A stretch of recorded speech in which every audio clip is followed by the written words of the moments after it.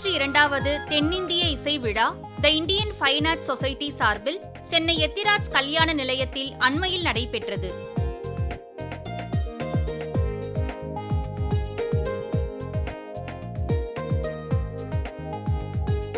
இவ்விழாவில் தொழிலதிபர் doctor Nalli Kuppusamy, Cleveland V. Sundaram, Neyveli Santhana Gopalan உள்ளிட்ட பல சிறப்பு விருந்தினர்கள் கலந்து கொண்டனர். இவ்விழாவில் சிறப்பு விருந்தினர்கள் கௌரவிக்கப்பட்டனர்.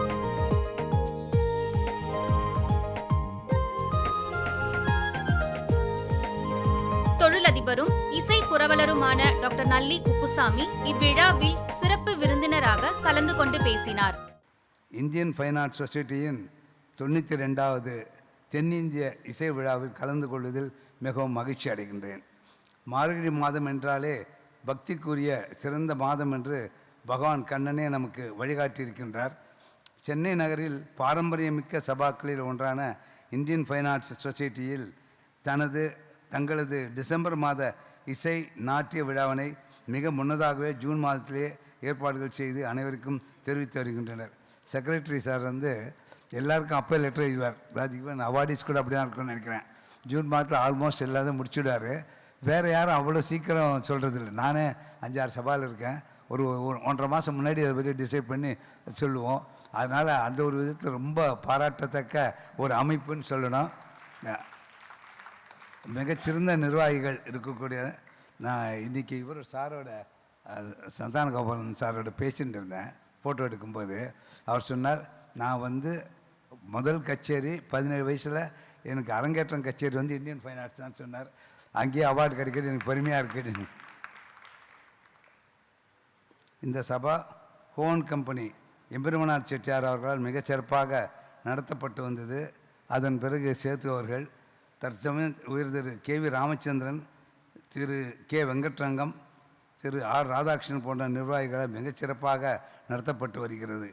சபா நிகழ்ச்சிகளை அமைத்து விருது பெறும் தகுதியான கலைஞர்களை தேர்ந்தெடுக்கும் சபா நிர்வாகிகள் அனைவருக்கும் நமது பாராட்டுக்குரியவர்கள்.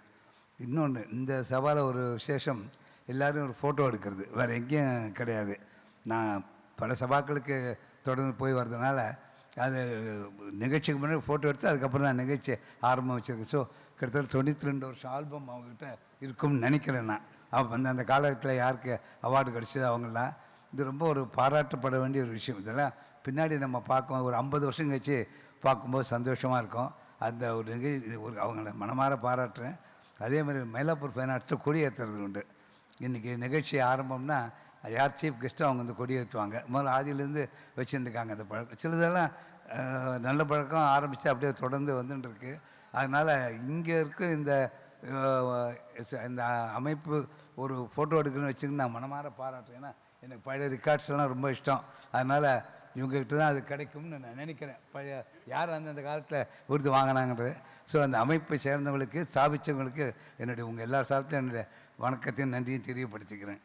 இந்த விழாவினை தொடங்கி வைக்க வருகை தந்திருக்கும் திரு ஏ. ராமகிருஷ்ணன் அவர்கள் கலை ஆர்வலர், பொருளாதார நிபுணர், ரசிகப்பிரியா ஃபைன் ஆர்ட்ஸ் அகாடமியின் ஸ்தாபகர், அறங்காவலர். அவரை இங்கே சந்திப்பதில் மிகவும் மகிழ்ச்சி அடைகின்றேன். சங்கீத கலாசிகாமணி விருது பெறும் கலைமாமணி திரு நெய்வேலி ஆர். சந்தானகோபாலன் அவர்களும் பாரம்பரிய முறையில் நிகழ்ச்சிகள் வழங்குவதில் மிக தேர்ந்தவர்.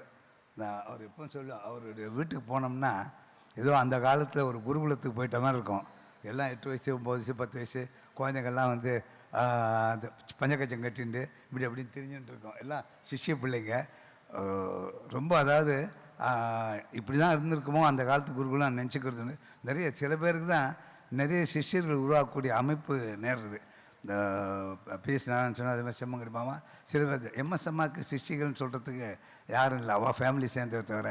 அதே எம்எல்விக்கு நிறைய சிஷ்டிகள் உண்டு, டி.கே. பட்டம்மாளுக்கு உண்டு. ஒவ்வொருத்தருக்கு அது மாதிரி மிகப்பெரிய ராசி உடையவர். பல பேரை அவர் உருவாக்கின்னு இருக்கார்.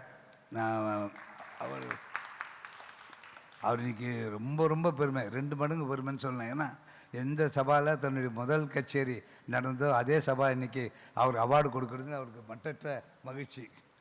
எப்போதும் பாரம்பரிய உரையிலேயே மேடையில் அவர் தோன்றும் விதம் அரியக்குடி, செம்மங்குடி போன்ற மாமேதைகளை நமக்கு நினைவூட்டும்.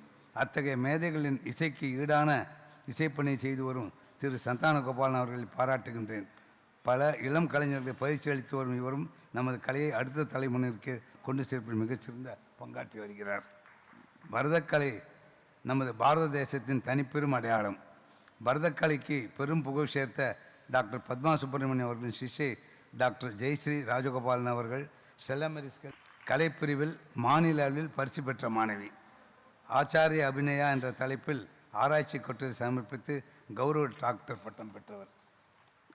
தனது இளம் வயது முதலே கலைகளில் ஆர்வம் கொண்டு தனது தாயார் திருமதி லீலா கோபாலன் அவரிடம் 4 வயது முதல் பயிற்சி பெற்றவர். பின்னர் குரு TS ஜானகிராமன் அவர்களிடம் பயின்று 8 வயதில் அரங்கேற்றம் கண்டவர். தனது 16வது வயதில் டாக்டர் பத்மா சுப்பிரமணியம் அவர்களிடம் பயின்று நாட்டிய குழு வழுவூர் ராமையா பிள்ளை அவர்கள் முன்னிலையில் தனது 2வது அரங்கேற்றம் கண்டவர். பல நாடுகளிலும் தனது கலைப்பயணத்தை மேற்கொண்டு ஒரு சிறந்த நடனமணியாகவும் குருவாகவும் திகழ்ந்து வருகிறார். நாட்டிய கலாசிகான விருது பெறும் வரை பாராட்டி வருகிறார். டாக்டர் உமையாள்புரம் சிவராமன் அவர்களின் பெயரில் விருது பெறும் திரு தஞ்சாவூர் குமார், ஜிஎன்பி விருது பெறும் கலைமாமணி திருமதி லட்சுமி ரங்கராஜன் இருவரும் கர்நாடக இசைக்கு தங்களின் பங்களிப்பை அர்ப்பணிப்புணர்வுடன் வழங்கி வருபவர்கள்.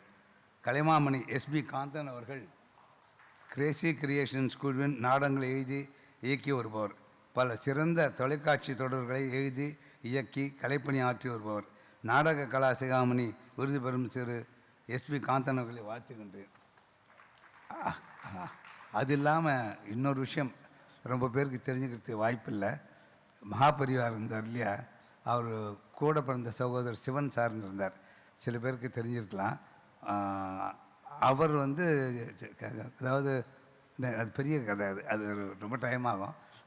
அவர் கடைசியில் 90 முதல் 96 வரைக்கும் எங்கள் அம்மாவத்தில் தங்கியிருந்தார். நிறைய பேர் அங்கே தரிசனம் பண்ணி போகிறதுக்கு பல பேர் போவாங்க. MS அம்மா வாரம் வந்தாங்கன்னா பாடுவாங்க அங்கே. அப்போ அவங்க கூட உலகத்தையே தெரியும். அக்கம் பக்கம் வீடுலாம் உள்ளவங்களாம் வந்துடுவாங்க அங்கே.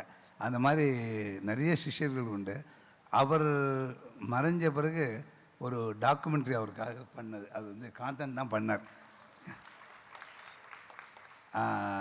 காந்தன் இருக்கும்போது அவர் தரிசனம் பண்ணியிருக்காரான்னு தெரியல, பட் கேள்விப்பட்டது தான். கேள்விப்பட்டு இவரே மனசில் தோணி நம்ம அவருக்கு ஒரு டாக்குமெண்ட்ரி எடுக்கணும்னு. ரொம்ப அற்புதமான டாக்குமெண்ட். அவர் காலத்தில் கூட வாழ்ந்தவங்க, நெருங்கி பழகினவங்க, அவங்க சொந்த அனுபவங்கள், பல விஷயம், அற்புதமான விஷயங்கள்லாம் எனக்கே வாழ்க்கையில் நடந்தது அவரோட கூட இருக்கும்போது.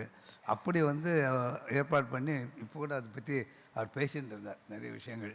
அந்த இது ஒருத்தர் தரிசனம் பண்ணாமே பக்தி தான் ஒரு டாக்குமெண்ட்ரி பண்ணணும் மனசில் தோணி அவர் எடுத்திருக்கார். அவசரம் நீங்கள் சந்தர்ப்பம் வரும்போது பாருங்கள். அவர் எழுதின புக்கு ஒன்று ஏணிப்படிகள் மாந்தர்கள்னு ஒரு அற்புதமான புஸ்தகம். நர்மதா பதிப்பகம் தான் போட்டிருந்தாங்க. அது ரொம்ப பெரிய ஸ்டோரி, இன்னொரு நாள் சொல்கிறேன் நான். அவருக்கு எனக்கும் பல அனுபவங்கள் ஏற்பட்டது உண்டு. SB காந்தன் அவரை தரிசிக்காமையே தனக்கு ஏற்பட்ட விஷயங்கள் பற்றி இப்போ சொல்லிட்டு வந்தார். அதனால் அவருடைய அனுகிரகத்தை தான் அவருக்கு இந்த அவார்டு கிடைச்சிருக்குன்னு நான் நினைக்கிறேன். இந்தியன் ஃபைன் ஆர்ட்ஸ் சொசைட்டியின் அவார்ட் ஆஃப் எக்ஸலன்ஸ் விருது பெறும் டாக்டர் சரஸ்வதி விஸ்வநாதன் அவர்கள் மிகச்சிறந்த அறிஞர், தமிழ் வித்தகர். விருது பெறும் வரை பாராட்டி மகிழ்கின்றேன். விருது பெறும் கலைஞர்களை பாராட்டி உரையாற்ற வருகை தந்திருக்கும் நீலம் சுந்தரம் அவர்களின் கலை இலக்கிய பணி நம் அனைவரும் பாராட்டுக்கும் உரியது. அவர் நமது கலைஞர்களுக்கு பல ஆண்டுகளாக அமெரிக்காவில் தியாகராஜ ஆராதனை விழாவில் பங்கு கொள்ள வாய்ப்பு ஏற்படுத்தி கொடுத்து கலைக்கும் கலைஞர்களுக்கும் பெருமை சேர்த்து வருகிறார். இன்றைக்கி இவருக்கு எங்களுக்கும் எனக்கு 2 பேருக்கும் ஒரு இது உண்டு, போட்டின்னு வச்சுக்கலாம். அதை யார் முதல்ல வராங்கன்ட்டு. எப்போ நான் இல்லையே, எனக்கு முன்னாடி வந்துடுவார். நீங்கள் எத்தனை 10 நிமிஷம் என்ன அப்படின்னா அதுக்கு முன்னாடி வந்துடுவார். அந்த மாதிரி தான் இருந்தது.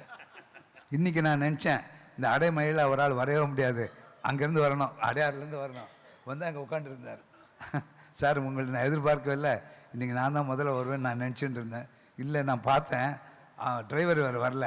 சரி, நான் டிரைவரை பார்த்து நான் வரத்துக்குள்ளே செட்டியார் வந்துடுவார், நான் வரத்துக்குள்ளே போயிடணுன்னு ஊபர் கூப்பிட்டு இருந்தார். அதுக்குள்ளே டிரைவர் வந்துட்டார். ஒரே ஒரு நாள் மிஸ் ஆச்சு. என்னாச்சுன்னா 2 நிகழ்ச்சி, இன்றைக்கி எனக்கு 2 நிகழ்ச்சி மாதிரி. அன்றைக்கி ராகசுதாவில் ஒரு நிகழ்ச்சி, அதுக்கு ஒரு 1.5 மணி நேரத்துக்கு முன்னாடி ஒரு நிகழ்ச்சி. நான் அது முடிஞ்சு போனோடனே நான் டி நகர் போய் அந்த டைம் சரியாக போயிடும். அதுக்காக நான் ராகசுதாவுக்கு நேராக வந்துட்டேன்.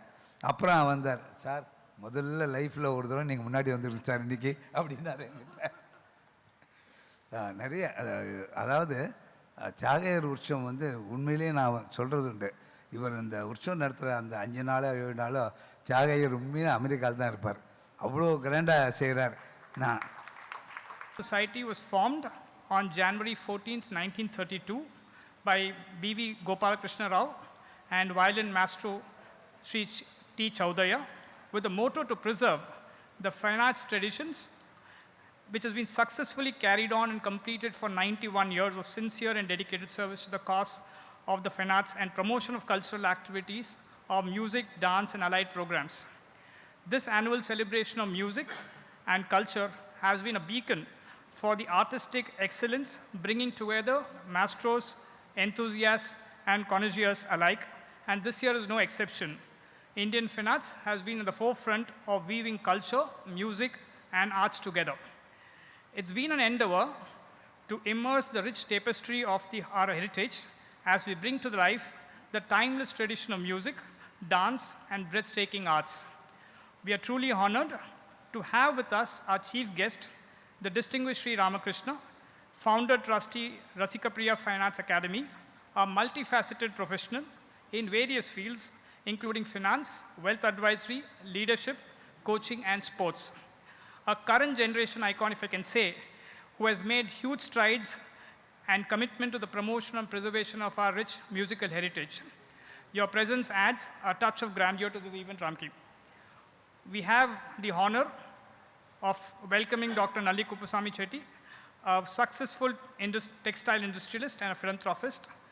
He made a speech much before this welcome address, but I'm just not wanting to leave an introduction to him. He's a doyen and a legend needing no introduction. He's been a liberal donor for arts and culture and education. Neyveli Santhana Gopalan இவ்விழாவில் கலந்து கொண்டு பேசுகையில், இந்த பையன் நன்னா பாடுவான்னு யாராவது ஒருத்தர் சொல்லியிருப்பா இல்லையா, சொல்லி தானே அவள் போட்டிருப்பா. அவருக்கு வாணிக்கும் ரொக்கே தான் இப்போ நமஸ்காரம் பண்ணிக்கிறேன். அது யாருன்னே தெரியாது எனக்கு. எங்கள் அப்பா அழிச்சுட்டு வந்தார், பாடினேன்.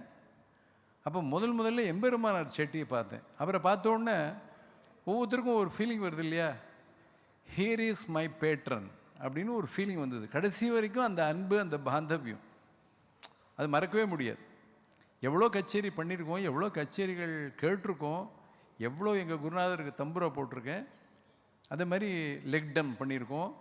50-50 கிளப், அதோட மெமரியில் ஒரு நாள் கச்சேரி கூட இங்கே நடக்குது. 50-50 கிளப்னு ஒன்று. அங்கே என்னென்னா, சின்ன பையன் நான் வந்து எல்லா கச்சேரிக்கும் போவேன், நானும் பாடியிருக்கேன். அப்போ என்னென்னா, கச்சேரி முடிஞ்சோடனே சாப்பாடு, அந்த சாப்பாடு, அந்த வத்த குழம்பு இன்னி வரைக்கும் என்னால் மறக்க முடியாது. யார் பண்ணாலும் தெரியாது. அந்த அம்மா கச்சேரியா சாப்பாடா, ஆடியன்ஸ் சில பேர் பாதியில் வருவா, பாதி 50-50ன்னு அப்படி எடுத்துட்டேன்னா, பாதி கச்சேரி பாதி சாப்பாடு, அதுக்காக வந்திருக்காளோன்னு நானே அஸ்யூம் பண்ணிப்பேன். ஒன்றும் தப்பு கிடையாது. அப்படி இருந்தது, அந்த ஸ்டாண்டர்ட்லாம் மெயின்டைன் பண்ணி அப்படி தான் இருந்தது அந்த சபாவில். இப்போ எப்படின்னா, ஒன்று முக்கியமாக சொல்லணும், அந்த 17 வயசில் நமக்கு என்ன தெரியும், நம்ம பாட்டை யாராவது கேட்பாளா, 4 பேர் கைதட்டுவாளா, ரசிப்பாளான்னு தானே இருக்கும் அந்த யங் மைண்டுக்கு இல்லையா. அப்போ அவள் வந்து என்கரேஜ் பண்ணுறா பாருங்க, அதுதான் ரொம்ப பெருசு. அதுக்கப்புறம் கொஞ்சம் ரெஸ்பான்சிபிலிட்டி வருது, நமக்கு கொஞ்சம் ரெக்கக்னிஷன் வந்த அப்புறம் என்ன தோன்றுறதுன்னா, ஐயோ நம்ம நிறைய கான்ட்ரிபியூட் பண்ணணுமே இந்த ஃபீல்டுக்கு, இது சேவை தான் அப்படிங்கிறது புரியறதுக்கு கொஞ்சம் வயசாகும். அப்புறம் நம்ம பாட்டுக்கு பண்ணிகிட்டே இருக்கணும். இந்த அவார்டு வரலையே, அந்த அவார்டு வரலையெல்லாம் நினச்சிட்டு இருந்தோம்னாக்க சங்கீதத்துக்கு சேவை பண்ணவே முடியாது. சங்கீதம் வந்து நம்மளை காப்பாற்றின்னு இருக்கு. அது எப்படி காப்பாற்றுறதுலாம் தெரியாது. ஏன்னா சப்ஜெக்டே ஒரு டிவைன் கிரேஸ், ஒரு மிஸ்டிக்கல் சப்ஜெக்ட் அது. ஸோ நமக்கு எப்படி அது லைவ்லிஹுட் ஆக போகிறதுங்கிறத பற்றி சும்மா அனாலிசிஸ்லாம் பண்ணக்கூடாது. பார்த்துப்பார், தியாகராஜ சுவாமி பார்த்துப்பார். எனக்கு நான் இப்போ என்ன குறைஞ்சி போயிட்டேன், மியூசிக் தான் ப்ரொஃபஷனாக வச்சு சௌக்கியமாக இருக்கேன். அந்த மாதிரி இருக்கும்பொழுது நல்ல கான்ட்ரிபியூஷன் சந்தோஷமாக நிறைய சிஷ்யாளுக்கு சொல்லிக் கொடுத்துட்டு திருப்தியாக இருக்கிற சமயத்தில் எனக்கு இந்த அவார்டை என்னை தேர்ந்தெடுத்து கொடுத்துருக்காங்க போது நிறைவோடு வாங்கிக்கிறேன். அதனால் ரொம்ப தேங்க்ஃபுல்லாக இருக்கேன், எல்லாருக்கும் ரொம்ப தேங்க்ஃபுல்லாக இருக்கேன். நம்ம ராம்கி சார் சொன்னதுக்கு ஒரே ஒரு சஜஷன் தான் சொல்ல விரும்புகிறேன். என்னென்னா, இந்த கார்ப்பரேட்டில் அவள்லாம் வந்து நல்ல ப்ராமிசிங் டேலண்ட் யார்கிட்ட இருக்கோ அவளை சூஸ் பண்ணி அவளுக்கு கரியர் பில்டப் ஆகிற வரைக்கும் கொஞ்சம் ஸ்பான்சர் பண்ணலாமேன்னு ஒரு ஆசை. எங்களுக்கு வந்து என்ஃபீல்டு விஸ்வநாதன் பண்ணினார். ஒரு வருஷம் அவர் நீங்கள் எவ்வளோ நாள் வேணுமோ இருங்கோ அப்படின்னார். நான் ஒரு வருஷத்துலேயே போகிறோம் சார்ன்னு சொல்லிட்டேன். ஏன்னா ஒரு மாதிரி எஸ்டாப்ளிஷ் பண்ணிவிட்டேன். அப்போது எங்களுக்கு ஒரு வேலையும் கிடையாது. அங்கே போய் கான்ஃபரன்ஸ் ரூமில் ஒரு கச்சேரி செட்டு, நாங்கள் 4 பேரும் எப்படிலாம் பாடலான்னு ஐடியாஸ்லாம் எக்ஸ்சேஞ்ச் பண்ணிப்போம். அது மட்டும் இல்லை, சம்பளமும் கொடுத்தார். அதுக்கப்புறம் கச்சேரி எல்லா ஊர்லேயும் கச்சேரி ஏற்பாடு பண்ணார். அதில் தான் செம்மங்குடி மாமா ஒருத்தர் சீஃப் கெஸ்ட்டாக வந்து என் பாட்டை கேட்டு ரொம்ப ஸ்லாகிச்சு சொன்னார். இதெல்லாம் ஒன்றுமே இல்லாமல் ஒருத்தர் பெருசாக வந்துட முடியுமா? பெரியவாள்லாம் ஓஹோன்னு எங்களுக்கு சப்போர்ட் பண்ணா. பேட்ரன்ஸ் ஆஃப் மியூசிக் அண்ட் ஆர்ட்ஸுங்கிறதுல சென்னையில் வந்தால் முதல்ல ஸ்ரீ நல்லி குப்புசாமி செட்டி ஒருவர், அவர் கிளம்பிட்டார். அஃப்கோர்ஸ் கிளீவ்லண்ட் சுந்தரம் மாமா is also here. So and all the esteemed artist who are here, felicitations to you. Very privileged to talk. Today, I'm here more as a let's say, a rasika among you, and just wanted to talk about my thoughts around the relevance of what's happening with sabhas here that was raised earlier, and also a topic that I see troubling me in this space. So you know, இப்போ என்னோட introduction யோசிச்சிங்கன்னா, my mother is here. She's a very good singer. I grew up listening to MS and Suprabhadam in our household. That's the only music I knew as I was growing up. Then cinema music came in, so then music had no language, so got introduced to Raja. Then, so MS oda Raja Aidanar, Angenda Mulla, we moved along. Then Kishore Kumar, Mohammad Rafi came along as we moved around India. Of course, S.P. Balasubramaniam, and then A.R. Rahman. Then for the last, as my work career took me around the world, I added Arabic music to it. Then along the way came jazz. Then we flowed along. Then there is other music that comes along, including opera. So classical, Western, Hindustani, Carnatic, to all mixtures. And music as such for us has no language. And to me, it was just a fabulous way of doing it. என்ன நீங்கள் பாட சொன்னீங்கன்னா it will be horrible. So அதனால் நான் அதெல்லாம் பண்ண போகிறதில்ல. But drama was something that my grandfather himself used to do. அவர் திருச்சியில் காலேஜ் ப்ரொஃபஸராக இருந்தார். இன்னமும் எங்கள் வீட்டில் அவர் ஒரு லேடியாக ஃபோட்டோ எடுத்து அந்த காலத்தில் பழைய காலத்தில் பிளாக் அண்ட் ஒயிட் ஃபோட்டோ வச்சுருக்காங்க. So drama was a key part of it. அதனால் நானும் கொஞ்சம் இங்கங்கே ட்ராமா நடித்தேன். I know there are very very big drama artist sitting right in the middle. So அதனால் nothing close to you guys. But so எங்களோட இதுலேயும் ட்ராமான்னு நாங்களும் கொஞ்சம் அது பண்ண ஆரம்பித்தோம். So arts as such was part of what we were. It's part of what we do. You know, like they say, music is the soul of the universe, and the arts are the divine means to world's peace and harmony. Right? So I always believed in it, and that's what I kind of grew up. So we moved back, as an introduction, about 10 years ago, 11 years ago, I quit corporate life. We wanted to do more in our life, so we moved. And Nanga Navalur, OMR. So for those of you who are not aware, that's about 25 kilometers. So சென்னையில் இருக்கிறவங்களுக்கு that might as well be another state, right? It's quite far. It's not Mylapore, it's not West Mambalam or Adyar. We are quite far.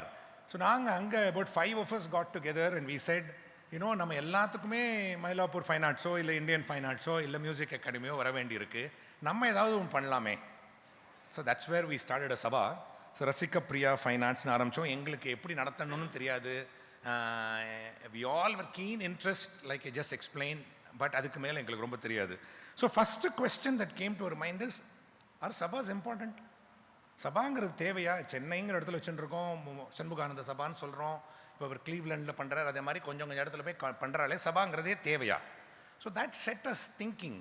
saying Sabha, what do we do? What does a Sabha do? You know, it's preservation of classical arts. In the first place, a platform for seasoned artists to come and perform. And importantly, நீங்கள் யோசிச்சிங்கன்னா, அவர் 92 years of photograph-னு சொன்னார். நிறைய இடத்துல ரெக்கார்டுமே பண்ணுறோம். So I think this is also a documentation of historical compositions and styles for posterity. That happens only here. And unlike a movie where once it's taken, the same thing is repeated. The same artist, when they perform the same raga in a concert, as you all know, is completely different. It's a new rendition when they perform it again. So every sabha, when they record it, by default, I have become the president because of the demise of Badri Narayana, who has been so dear to us this year. And I am slightly worried to be in a position which was occupied by Gopalakrishna sir and Chaudhaya sir and Embarmana sir, Sethuram sir and Badri sir. And to fit the shoes of such great people is a very difficult task. And I only pray the audience here will support me in continuing the tradition without breaking it or bringing any kind of mar on the character of the Sabha. While I speak of tradition, we are now caught in the throes of wokeism, which has consumed our society. And a reductionist approach to music has been propagated as, so what is there to be divine about the music? It's after all a set of words, a set of do, re, mi, fa, sol, la, ti, do is the same as your sarigama. So what is so phenomenally religious about music? Now, while if you have a reductionist approach, then nothing in life is more important than your own self, because there is nothing available for any respect outside the system. So anything that is traditional has no value. Anything that is contemporary has no value. What value is only your freedom, your independent thought, and do as you like. That is the problem today that we face, and we are told that, a song on Coca-Cola will have the same emotion as Tyagaya Kirtanai or whatever. So while there is a point of view, after all it's a point of view which is being spoken, but here we believe that, as in the Taittiriya Upanishad they say, Raso Vai Saha. It is an Upanishadic statement, which means it is not written by any of us 100 years back or 200 years back. And the Natya Shastra, which comes to us from Treta Yuga, I'm told I'm not to give a number to the CE era or whatever, because it is supposed to be immemorial. These have all been detailed to express devotion, and our entire art structure, landscape, and the canvas has been only on devotion. Without devotion, music exists. I'm not saying music does not exist. I mean, you go to a rock concert, you find people shouting with a lot of banging and goonging, and there are enough number of people to applaud that. But here we are defining our classicism as that which is filled with bhakti, and if it is devoid of bhakti, I think it loses its credibility as a classical art in the Indian context. இவ்விழாவின் முக்கிய நிகழ்வாக இசை, நடனம், நாடகத் துறையில் சிறந்து விளங்கும் கலைஞர்களுக்கு விருது மற்றும் பதக்கம் வழங்கி கௌரவிக்கப்பட்டது.